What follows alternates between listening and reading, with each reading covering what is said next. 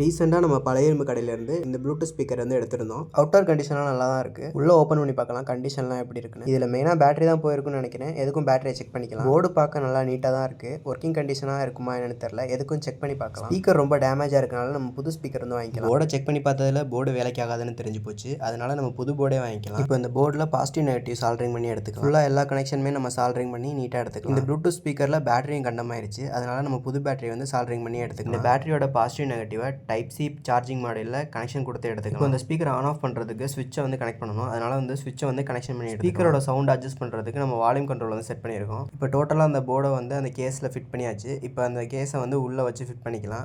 அதுக்கு முன்னாடி இந்த பேட்டரியை க்ளூகன் போட்டு நம்ம உள்ளே வச்சு ஃபிட் பண்ணிக்கலாம். இப்போ எல்லாத்தையும் ஃபிட் பண்ணி முடிச்சதும் நம்ம அவுட்டர் கேஸை வந்து உள்ளே வச்சு ஃபிட் பண்ணிடலாம். ஓகே, இப்போ நம்ம எல்லாத்தையும் ஃபிட் பண்ணியாச்சு. இப்போ சார்ஜ் போட்டு பார்க்கலாம். கொஞ்சம் நேரத்துக்கு சார்ஜ் போட்டாச்சு. இப்போ ஆன் பண்ணி பார்க்கலாம்.